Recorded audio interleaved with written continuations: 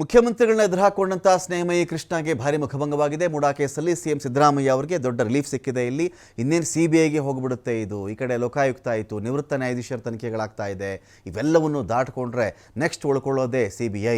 ನಾವು ಲೋಕಾಯುಕ್ತ ತನಿಖೆ ನಂಬಲ್ಲ, ಸರ್ಕಾರದ ಅಂಡರಲ್ಲೇ ಆ ಸಂಸ್ಥೆ ಬಂದುಬಿಡುತ್ತೆ. ಸಿಬಿಐ ಆದರೆ ಅದಕ್ಕೆ ರೂಲಿಂಗ್ ಪಾರ್ಟಿ ಹೇಳ್ತಾ ಇದ್ರು, ಸಿಬಿಐ ಆದರೆ ಅದು ಕೇಂದ್ರ ಸರ್ಕಾರದ ಅಡಿಯಲ್ಲಿ ಬರಲ್ವೇನ್ರಿ ಅಂತ.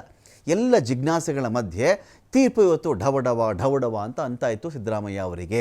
ಏನಾಗುತ್ತೋ ಏನೋ ಅಂತ ಹೇಳಿ. ಆದರೆ ನಿಟ್ಟುಸಿರು ಬಿಟ್ಟಿದ್ದಾರೆ, ನಿರಾಳರಾಗಿದ್ದಾರೆ ಮುಖ್ಯಮಂತ್ರಿಗಳು. ಯಾಕೆ ಅಂದರೆ ಯಾವ ವ್ಯಕ್ತಿ ಸಿಬಿಐ ತನಿಖೆ ಆಗಬೇಕು ಅಂತ ಕೋರಿದ್ರೋ ಆ ಒಂದು ಅರ್ಜಿಯನ್ನು ಹೈಕೋರ್ಟ್ ತಿರಸ್ಕರಿಸಿದೆ. ನ್ಯಾಯಮೂರ್ತಿ ನಾಗಪ್ರಸನ್ನ ಅವರಿದ್ದಂಥ ಪೀಠ ಈ ಆದೇಶವನ್ನು ಕೊಟ್ಟಿದೆ.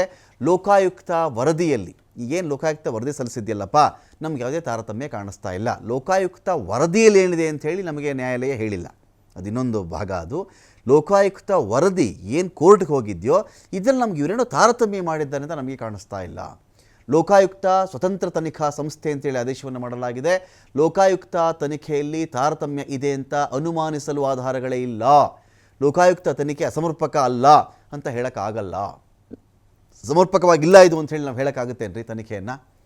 ಹೀಗಾಗಿ ಇದನ್ನು ಯಾವುದೇ ಕಾರಣಕ್ಕೂ ಸಿ ಬಿ ಐ ತನಿಖೆ ಕೊಡಬೇಕು ಅಂಥೇಳಿ ನಮ್ಗೆ ಅನ್ನಿಸ್ತಾ ಇಲ್ಲ ಅಂಥೇಳಿ ಧಾರವಾಡ ಹೈಕೋರ್ಟ್ ಇದನ್ನು ತಳ್ಳಿ ಹಾಕಿದೆ. ಒಂದು ವೇಳೆ ಸಿ ಬಿ ಐ ಕೊಟ್ಬಿಟ್ಟಿದ್ರೆ ಏನಾಗ್ತಿತ್ತಪ್ಪ? ಸದ್ಯಕ್ಕೆ ಆಂತರಿಕ ಬಾಹ್ಯ ಒತ್ತಡಗಳಿಂದ ಮುಖ್ಯಮಂತ್ರಿಗಳು ಒಂದು ಕಡೆ ಇದ್ದಾರೆ, ಒಂದು ಕಡೆ ಒಂದಷ್ಟು ಒತ್ತಡಗಳಿದ್ದಾರೆ. ಇದರಿಂದ ಈಗ ಸದ್ಯಕ್ಕೆ ಒಂದು ಆರ್ಡ್ರ್ ಬಂದು ಒಂದು ರಿಲೀಫ್ ಅಂತೂ ಸಿಕ್ಕಿದೆ. ಸಿದ್ದರಾಮಯ್ಯ ಅವರ ರಾಜೀನಾಮೆಗೆ ಪಟ್ಟು ಹಿಡಿದು ಬಿಟ್ಟಿದ್ರು.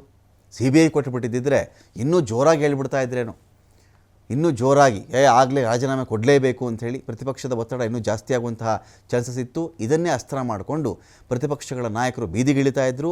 ಸಿ ಎಂ ಅವ್ರನ್ನ ನೈತಿಕವಾಗಿ ಕುಗ್ಗಿಸ್ತಕ್ಕಂಥ ಬೆಳವಣಿಗೆಗಳು ಆಗ್ತಾ ಇದ್ವು. ಇನ್ನು ಪಕ್ಷದಲ್ಲಿ ಆಂತರಿಕವಾಗಿಯೂ ಕೂಡ ಸಿದ್ದರಾಮಯ್ಯ ಅವರಿಗೆ ಹಿನ್ನಡೆ ಆಗ್ತಾ ಇತ್ತು. ಈಗಾಗಲೇ ಕಾಂಗ್ರೆಸ್ಸಲ್ಲಿ ಅಧಿಕಾರ ಹಂಚಿಕೆ ಚರ್ಚೆವರೆಗೂ ವಿಷಯಗಳು ಹೋಗ್ತಾ ಇತ್ತು.